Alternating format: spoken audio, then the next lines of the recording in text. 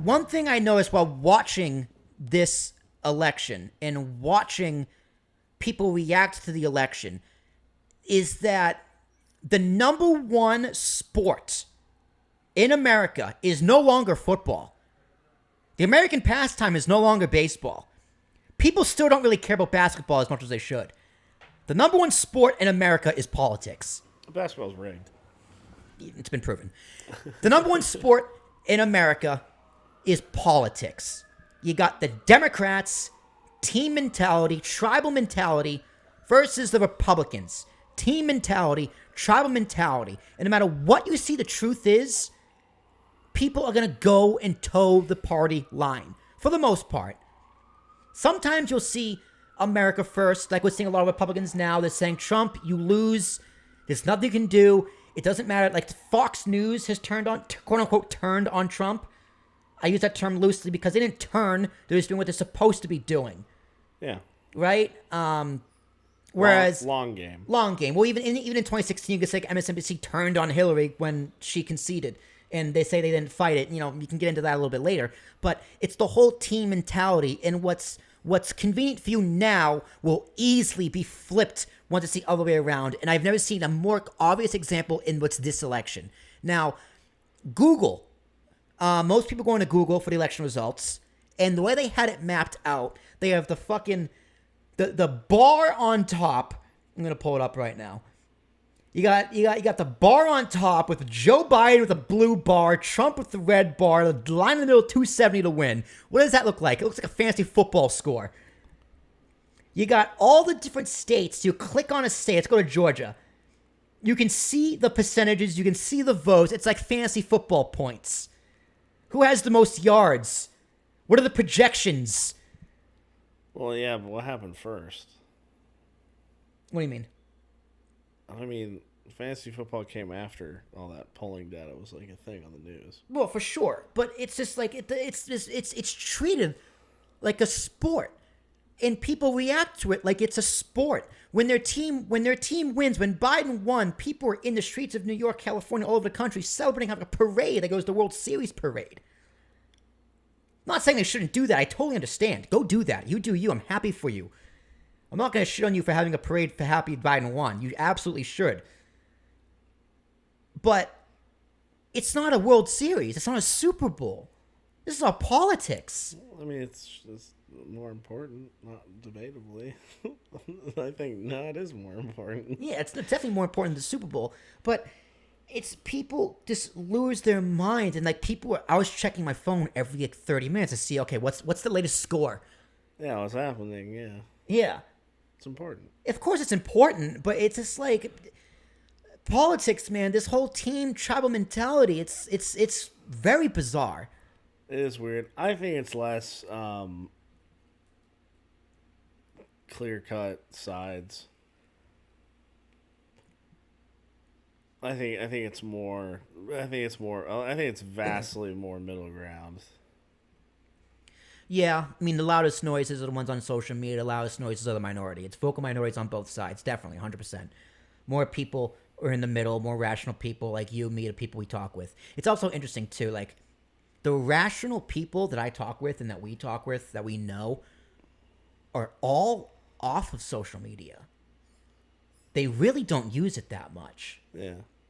And it's like all the people I see going crazy are all heavily involved with social media, posting, this, that, and that.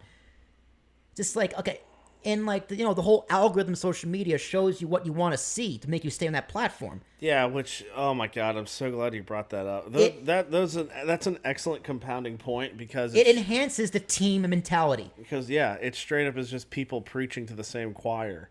It's like, you're not... I'm sorry, Becky, but all the posts that you made going into this, they didn't change anything. Because you were preaching to the same people that were posting the same stuff. You know how I have evidence of that? Because the same people who I know how they know each other, they're posting the exact same thing, probably because they saw the other one post it. You're not changing anybody's mind. You're reinforcing the same thing that you're getting told, which most of the time isn't really right or doesn't have enough information for it to be useful. Yeah. I saw more things that were wrong this year on social media that were massively put on people's like stories or posts or whatever.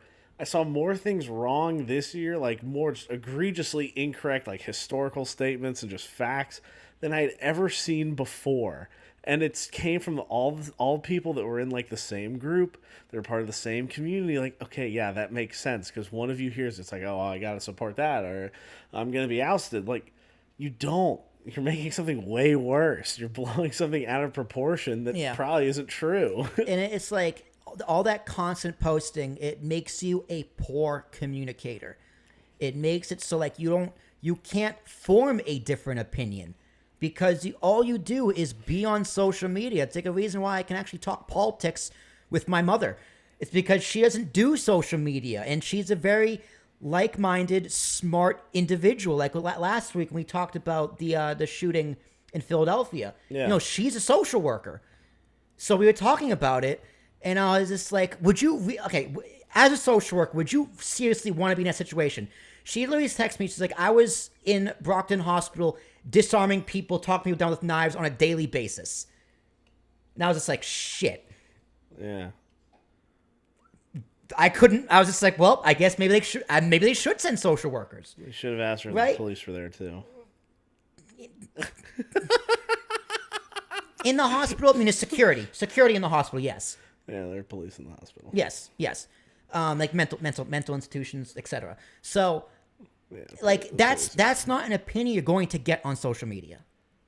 That's not an opinion you're going to get from someone who is consistently on social media playing into this team political sport. Yeah, because they don't need this false reinforcement in their ideas. Your mom doesn't need to go to social media to know if a social worker should be in that situation or not because she's fucking been there. Yeah. Like that's really kind of the biggest, like, I don't need like 5 other people that I know to say the exact same thing as me for me to feel good about myself. Yeah. I just need them. I need to talk to them to see if they listen to me and engage with me. That's how I know if what they're saying is important, if what they say carries any weight. Not, oh, they posted a picture from a random account that literally anybody in the world could be hosting. Yeah. Like, if that's what you need to reinforce yourself, you're definitely vapid, but you need to reevaluate yourself just a little bit because where you're probably getting your core happiness in life is a very big fallacy. Yeah. And I also talked to my friend Ricky, King Ricky Rose, host of King's Rings podcast on ambiguouspodcastsocials.com, my co-host, because he also works in the mental health field. So I asked him as well. I was like, do you really think you should be going to these situations like we saw in Philadelphia last week? He goes, if I was properly trained with certain things, then yes, absolutely, I could be there. But he is very active on social media, but not politically. Mm-hmm. So, again, another very like-minded person on social media. I'm not even saying if you post on social media you're not intelligent, that you can't have a like-minded discussion. Like, there's plenty of people, our friend Stevens, we can have conversations with him. He posts on political social media all the time. But he also does politics. And I think that's a very important distinction is like, your relationship with social media. It's like, if I'm posting stuff on social media, it's usually goofy. If I'm posting something a lot, it's typically business related, or it's this show's social media, or it's this another show's social media that I'm on. Like, that's typically how I'm spending most of my posting hours. I'm trying to get that image out there. Yeah. And Stevens, he's part of politics, so it makes sense. He should be the one saying those opinions and those views because he works in offices where those decisions get made. Yeah. You know, like... Yeah.